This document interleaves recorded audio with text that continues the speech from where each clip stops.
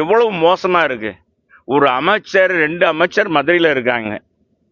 என்ன நாள்தோறும் பேட்டி கொடுக்குறாங்களே ஒழிய, இவர் அங்கே பார்த்தா உலகம் பூரா கொடியை கட்டுறாங்க. விட்டா நம்ம உடம்புல கூட குத்தி விட்டுருவாங்க போல இருக்கு. திமுக கொடியை அது ஒரு டிஃபன் கேரியர் கொடுக்குறது. டிஃபன் கேரியர் கொடுக்கக்கூடாதுன்னு நான் சொல்லலை.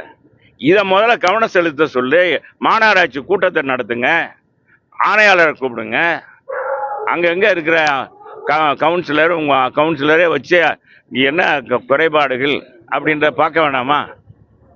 அதை பார்க்க மாட்டேன்றாங்க. இந்த அமைச்சர்கள் எது வருமானம் வருமோ அதைத்தான் பார்க்குறானே ஒழிய எதையும் செய்கிறதில்ல. இப்போ இருக்கிற அமைச்சர்கள் பேருக்கு அங்கங்கே வந்து இது பண்ணிட்டு அதிமுக செயல்படுறாங்களா? எங்களுக்கு எதிராக என்ன செயல்படு? நேற்று கூட பார்த்தா பறவை பேரூராட்சியில் ஒரு மாமன்ற உறுப்பினரை விலைக்கு வாங்கியிருக்காங்க.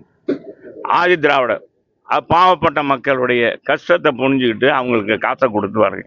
இதுதான் இந்த தேவையா? இந்த ஆட்சி மக்களுடைய மனநிலை தான் தேவை. இவங்க எவ்வளோ கஷ்டப்படுறாங்க. ஒரு பிறந்த குழந்தைய வச்சுட்டு நாங்கள் அவதிப்படுறோன்றாங்க.